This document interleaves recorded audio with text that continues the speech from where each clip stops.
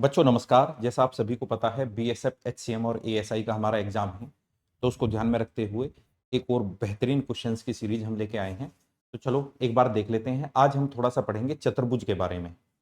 तो बच्चों सबसे पहले जो आकृति हमारे पास में रहने वाली है वो है रोम्बस, यानी कि समचतुर्भुज हम बोलते हैं। केवल आपको एक ही फॉर्मूला याद करने की जरूरत है इसमें कि इसका जो एरिया होता है, ठीक है, जो क्षेत्रफल होता है वो होता है 1/2 गुणा D1 इंटू में D2।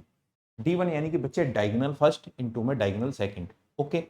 एक बात आपको और पता होनी चाहिए इस बारे में कि बच्चे ये जो है बेटा ये 90 डिग्री का कोण होता है, ठीक है, ये 90 डिग्री का एंगल होता है और सारी की सारी भुजाएं बराबर होती हैं, यानी कि ये ए है, ये ए है और ये भी ए है, ठीक है। तो अगर परिमाप पूछा जाएगा तो क्या हो जाएगा, 4a हो जाएगा, ठीक है। परिमाप क्या हो जाएगा, चारों भुजाओं का योग। तो चलो बच्चों क्वेश्चन बनाते हैं। जैसे पहला क्वेश्चन है, ठीक है, 2025 में ही आया हुआ है।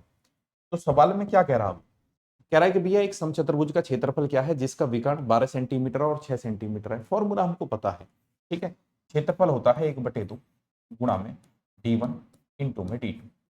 तो आप कहेंगे सर 1/2 गुणा में 12 और गुणा में 6, ठीक है। 2 छक्के 12 होते हैं, 6 में 6 की गुणा करेंगे 36 वर्ग सेंटीमीटर आ जाएगा, ठीक है। ये कोई क्वेश्चन है ही नहीं। एसएससी जीडी में बहुत सवाल पूछे जा रहे थे अब की बार। देखो कह रहा है कि एक समचतुर्भुज आकार की टाइल की भुजा की लंबाई 13 सेंटीमीटर है और एक विकर्ण है 10 सेंटीमीटर। ये अच्छा सवाल हो जाएगा समझने के नजरिए से। बच्चों ये हमारे पास में एक समचतुर्भुज है, ठीक है। हमको पता है कि सर एक विकर्ण ये रहा हमारे पास में और दूसरा डायगोनल ये है, ठीक है। दो डायगोनल यहाँ पे होते हैं। कह रहा है कि भैया लंबाई है 13, ठीक है। एक विकर्ण की लंबाई कितनी है, 10 है, यानी कि सर ये विकर्ण 10 है, यहां से यहां तक मैं गया 10 है। परंतु मैं आधा देखूंगा, आधा कितना है, 5 है। तो सर ये कितना है, 12 है। जब ये 12 है ये 5 है तो भी तो ये 13 होएगा, क्योंकि सर ट्रिपलेट बन रहा है कि सर अगर ये 12 है ये 5 है तो ही तो ये 13 हुआ। तो कह रहा है दूसरे विकर्ण की लंबाई, तो ये आधा 12 है तो ये भी 12 है। तो 12 और 12 कितना हो जाएगा, 24 हो जाएगा। तो सर दूसरे विकर्ण की लंबाई कितनी आ गई, 24 आ गई, ठीक है।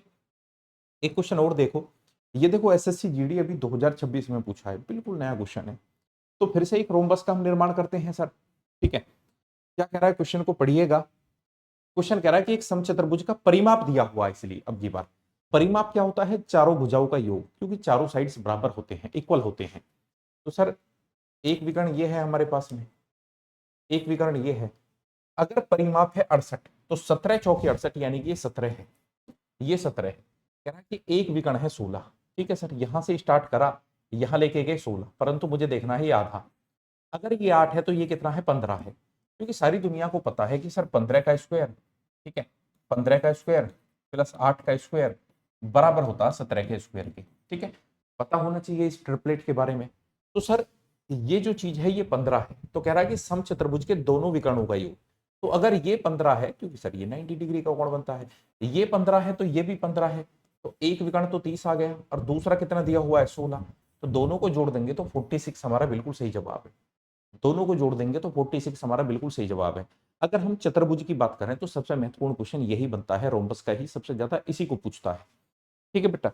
ये क्वेश्चन सेम ही ऐसा है एसएससी जीडी वाला, इसको आप देख लेंगे, ठीक है। इसका उत्तर आप कमेंट्स बॉक्स में देंगे। तो दूसरी आकृति आती है हमारे पास में ट्रेपिजम। ट्रेपिजम यानी कि हम इसको बोलते हैं समलम चतुर्भुज, समलम चतुर्भुज। तो सर इसका एरिया होता है 1/2 गुणा समांतर भुजाओं का योग A1 प्लस A2। सर एक साइड तो ये है, इसको हम A1 कह रहे हैं, दूसरी साइड ये है, इसको हम A2 कह रहे हैं, ठीक है। दोनों की दोनों पैरेलल हैं, ठीक है। तो 1/2 गुणा समांतर भुजाओं का योग और गुणा में ऊंचाई, ऊंचाई हम कह देंगे इन दोनों के बीच की दूरी, इसको हम हाइट कह देंगे बेटा, ठीक है। तो आते हैं पहला क्वेश्चन, एसएससी सीजीएल 2025 में पूछा गया। क्या कह रहा है क्वेश्चन, एक समकोण समलंब चतुर्भुज, ठीक है, समलंब चतुर्भुज, इसकी दो समांतर भुजाएं 40 मीटर और 60 मीटर है, इसकी एक असमांतर भुजा जो ऊंचाई का काम करती है 20 मीटर है। तो क्षेत्रफल कितना है, कोई बात है ही नहीं। तो आप कहेंगे सर 1/2 इंटू में समांतर भुजाओं का योग। सर एक है आपकी 40, दूसरी है 60, तो दोनों को जोड़ देंगे और इंटू में हाइट कितनी है जी, हाइट है हमारी 20। तो आप कहेंगे सर 2 से इसको 10 बार काटेंगे और 100 और 10 की गुणा कितनी हो जाएगी, 1000 आ जाएगी। यानी कि सर ये जो ट्रेपिज्म है इसका एरिया हो गया 1000, ठीक है, 1000। एक क्वेश्चन और देखते हैं सर, ये देखो एमटीएस 2026, ठीक है, बिल्कुल नए सवाल है बच्चे, और मैराथन में भी बिल्कुल नए क्वेश्चन ही करेंगे, ठीक है। ऐसे क्वेश्चन करेंगे जो हमने मतलब जिनका प्रैक्टिस पहले कभी नहीं किया हो, ओके, ठीक है। तो एक समलंब चतुर्भुज का क्षेत्रफल दिया हुआ है इस बार, समांतर भुजाओं के बीच की दूरी 20 है, जिसको हम हाइट बोलते हैं। फिर कह रहा है कि बच्चे एक की लंबाई 30 सेंटीमीटर है, तो दूसरी समांतर भुजा की लंबाई कितनी है? तो हम कहेंगे सर 1/2 इंटू में समांतर भुजाओं का योग, तो एक तो 30 दी हुई है, ठीक है, दूसरी को मैं क्या मान लू, एक्स मान लू, ठीक है, या एटो भी बोल सकते थे, और इंटू में हाइट कितनी है, 20 है, बराबर में एरिया हमारा 800। दो से आपने सर इसको 10 बार काट लिया, जीरो से जीरो कटेगी, तो 30 प्लस एक्स बराबर 80, तो एक्स बराबर कितना आ गया, 80 में से आप 30 घटा देंगे, ठीक है सर। तो दूसरी जो भुजा है वो आ गई हमारी कितनी, 50 आ गई, ठीक है। दूसरी जो साइड थी वो कितनी आ गई, 50 आ गई बच्चों, दूसरी वाली भुजा कितनी आ गई, 50 आ गई। तो ये हो गया हमारा ट्रेपिज्म। ओके, उसके बाद में बच्चे ये सेम ही क्वेश्चन है, आप इसको आराम से देख लेंगे घर पे और मुझे कमेंट बॉक्स में इसका उत्तर बताएंगे। अब तीसरी आकृति आती है हमारा समांतर चतुर्भुज, ठीक है। समांतर चतुर्भुज ये सबसे ज्यादा आसान है इसमें, ठीक है। देखो बिल्कुल नया क्वेश्चन है, एसएससी जीडी 2026 में पूछा है अभी। समांतर चतुर्भुज का क्षेत्रफल होता है आधार गुणा ऊंचाई, ठीक है। समांतर चतुर्भुज का जो क्षेत्रफल होता है ना बच्चे, जो एरिया होता है, एरिया वो होता है बेस इंटू में हाइट, ठीक है, बेस इंटू में हाइट, आधार गुणा ऊंचाई।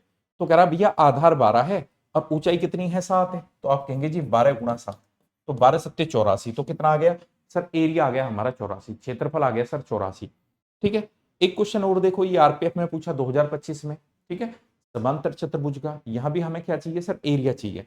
तो कह रहा है किसी समांतर चतुर्भुज की एक भुजा है 24, ठीक है, और शीर्ष लंब कॉरस्पॉन्डिंग एल्टीट्यूड, ठीक है, यानी कि हाइट दी हुई है, ऊंचाई दी हुई है।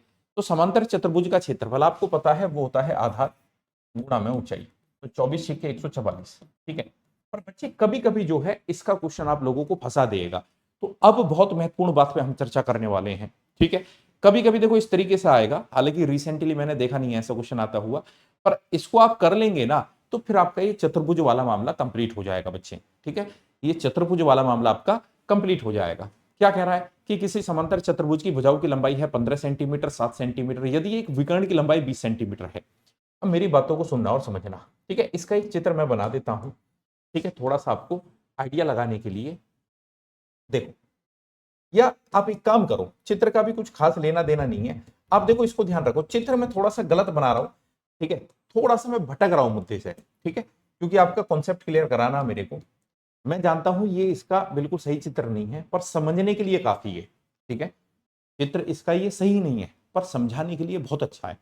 देखना, किसी समांतर चतुर्भुज की भुजाओं की लंबाई है 15 और 7, ठीक है, ये 15 है और ये 7 है। क्वेश्चन कह रहा है यदि एक विकर्ण की लंबाई 20 है, यानी कि ये जो डायगोनल है सर ये है 20, ठीक है 20, तो कह रहा है जी समांतर चतुर्भुज का क्षेत्रफल। अब आप ये देखो, वैसे ये समांतर चतुर्भुज है नहीं, परंतु देखो मैंने बना दिया, थोड़ा सा गलत है चित्र के हिसाब से, पर आप ये देखो कि अगर हम एक त्रिभुज जो ट्राइंगल बना हुआ है, यानी एक ट्राइंगल ये है, एक ट्राइंगल ये है, अगर मैं किसी एक का एरिया निकाल दूं तो दूसरे का तो उसका इक्वली होएगा। आप कहेंगे जी सर, मेरा कहने का तात्पर्य बच्चे ये है कि अगर मैं इस वाले ट्राइंगल का एरिया निकाल दूं तो ये तो सेम ही होएगा, ठीक है, सेम ही होएगा, ठीक है। तो दोनों का निकल जाएगा तो पूरे चतुर्भुज का भी निकल जाएगा। तो उसके लिए हम करेंगे क्या, मैंने आपको कल एक बात बताई थी, ठीक है, हम विषमबाहु त्रिभुज का क्षेत्रफल कैसे निकालते थे। हालांकि देखने में आपको ये राइट एंगल ट्राइंगल लग रहा है, मैं पहले ही बता रहा हूं कि थोड़ा सा गलत बनाया मैंने, है ना।